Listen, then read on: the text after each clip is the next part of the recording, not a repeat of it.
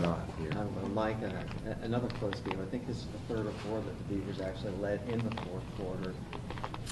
How frustrating is it for you? Well, you know, that's the world we live in our conference, and you know, I've not that it helps in being able to handle it, but it has been pointed out, you know, I think by most, and I've talked to our team about it, our staff about it, is that when you're in a situation like ours, you're going to be defined by your close games. That's what, you know, when it comes down to the end of the year, you need to win the close games to have a good year. We've had those years where, I remember when Matt Moore was playing that one year, it was like 7 of the games were like this, and we won them, and that's the difference.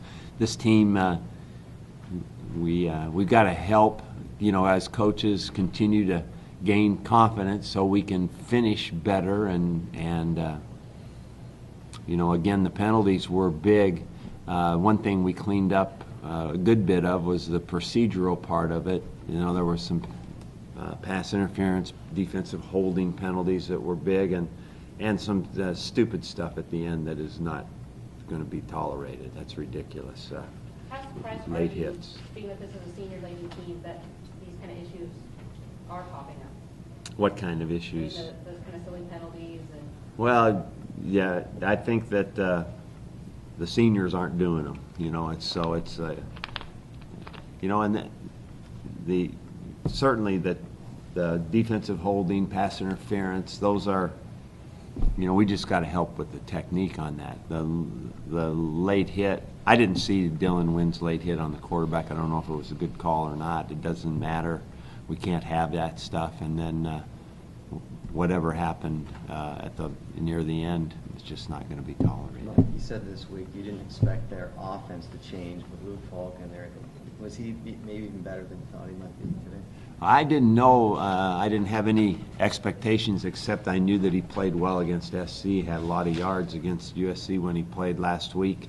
I thought he went in remarkably easily a week ago and threw for those yards. And Mike had told me he thought he was really smart kid that has picked it up faster than most. So that was pretty evident. I thought he played with a lot of poise and, of course, made a ton of plays.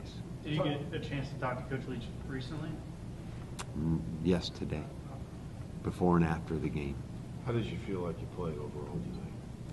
Sporadically, which has been our probably worst thing. I thought that, you know, Sean made a lot of good throws. There was a lot of good plays in the passing game. I hated taking those big sacks. I think that's, you know, that's really disruptive. Thought we got a funny call on what was a ball thrown in the flat. That, you know, we've thrown, you know, hundreds of those bubble screens since we've been here, and I don't think we've ever had ruled one be a lateral before. So, but that hurt us. And then defensively, I don't think I think a lot of the tackles are one-on-one, but I think we got to tackle a lot better. You know, I thought we missed a lot of tackles today. You talked about those teams that won a lot of close games, and they often say that winning breeds winning. Do you worry about this team that, because they keep on losing these close games, that they start wondering, like, okay, what's going to happen? There's no doubt there's a big part of confidence that plays the role, and big part that confidence plays in the role of winning games late. So, you know, we haven't done it, so what are we going to do about it? We just got to help these kids have confidence by coaching, giving them as solid a plan as we can so we can give them a chance to be better when it comes down to crunch time. You know, all the games are going to be hard. We got 3 more hard ones looming ahead of us, but that's okay. We just got to help these guys try to do all that they can do to get ready to play, and we'll do that. Mike, your fans are suffering a little bit. I mean, it's one Pac-12 win since the middle of last season. Yes. What can you tell them so they can feel better about maybe not what's happened, but what's going to happen in the future? Well, you know, I don't want to talk too much yet, Ken, about the future as to next year's future. But even next week. Yes, next week. That's what I want to talk about, and I think that you know, again, this team has continued to grow offensively. People like young receivers like Bolden, Billiman are making plays. We're obviously very capable of running the ball, although today it turned into that day where we didn't, with the score and with what we were doing, we didn't spend much time trying to run the ball, which, you know, it seemed like the game was like that a little bit. We needed the points fast, and then defensively, you know, I think that what's going to help our fans understand that the opportunity that we have is that we've got the senior linebackers, the senior safeties, the senior corner that kind of should give us some stability in going forward, getting ready. They've been in a lot of these games. Give us the stability to go forward and give us a chance to get ready to win after this week. But that defense was on the field today, and Didn't get them off the field. Right. Right. So, you know, what we have to do is continue to coach them, help them. We didn't today get much pass rush of any kind. I thought the kid got rid of the ball at times real quickly, or other times we didn't get it. We didn't get in there. You know, and we've got to continue to try to coach them to get back to do that. So Mike. every game you have to do that. You have to stop the run and play pass defense. We've heard guys in recent weeks say things like after the Stanford game, like that it's a matter of will when you're talking about defense and making the tackle. Do you, based on a guy coming in making his first start, 5 touchdown passes, are you concerned at all? Do you see that, like, is there full effort there on the defensive side of the ball, in your opinion? Oh yeah, I could not indict anybody from that point. You know, that's really hard to do. I just don't see that in our kids. You know, we might not be technically sound, or we might have missed the boat in some area, but that would be, I don't see that for many of our guys. You keep saying that in order to finish, this team needs to be confident. What type of message or mentality do you give to these players besides, you know, trying to instill that confidence? You know, I think, again, it goes back to, I think you can learn more about what you need to do by studying film. You know, we're gonna show the film, the opponent's film to the players, and then you practice. You know, and then you know you build up confidence through showing what you've done and what you have to do in the next game, and practicing on the practice field, and you just keep building it. You know, if it's not enough, then you try to get it going a little bit more for the next game. There's no real magic formula to it. You know, you're losing close games. You've got to make a few more plays to get yourself a chance to win the game, and that's, you know, we make one turnover on the defense today in some fashion, in some way, then we get the ball in better field position. We score to win the game, but we didn't, and they made those plays. So, like I said, there's no real magic to it except just trying to get better, and we've got to coach and build more and more confidence. And you know, you can keep asking about that, but I think that we have good teachers here. We're going to spend time with the players. We're going to keep going with them, and things are going to be all right, because that's the way we always do it, and nobody's going to lose their mind through this thing. I know that people are frustrated with it because everybody wants to win all the games, as we do, and nobody's more frustrated than we are, but our focus has to go back to the players and help them make those plays. Like I said, I've got a lot of seniors on defense that probably are shell-shocked a little bit because of what's happened.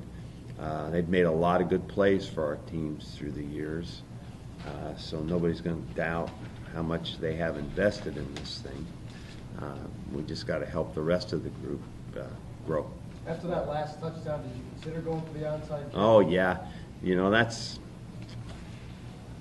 probably should have with only one timeout, but also I thought we didn't really want to kick the ball in the end zone, right? We wanted to put it into a place where we could maybe go get it or really pin them deep, and then after that you've got to be perfect. You got to go 3 downs and out. You might get the ball back with maybe a minute to go.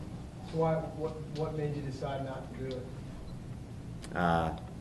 Well, I just obviously thought this was a better idea, and it didn't work out, so. With Washington State, you know they're going to put up points, and trading touchdowns for field goals, I know is not what you want to do. Just some of those drives that you weren't able to punch it in, what do you point to as the biggest issue?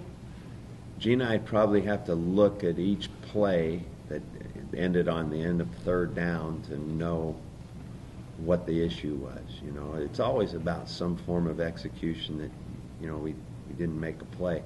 One of those field goals I know was at the end of the half, so it wasn't really anything to do with that. The other ones, I'd have to look. I'll look back at I'll watch the film, look back at the plays, and say, hey, we didn't. You know, I don't know if it was a hurry or a drop or, you know, we just didn't make a play. That one at the end of the half, did you consider calling timeout to maybe give you guys one more play, or what happened there towards the end? Yeah, you know, it was. You know, we didn't have 3 timeouts. We actually only had 2, so we exhausted the timeouts by the end. And maybe at 31 seconds I could have, but I could have used one earlier, but as it turned out, we needed it for the last one for the field goal, I believe. What's the status of Storm and Romaine right now? Storm was hurt.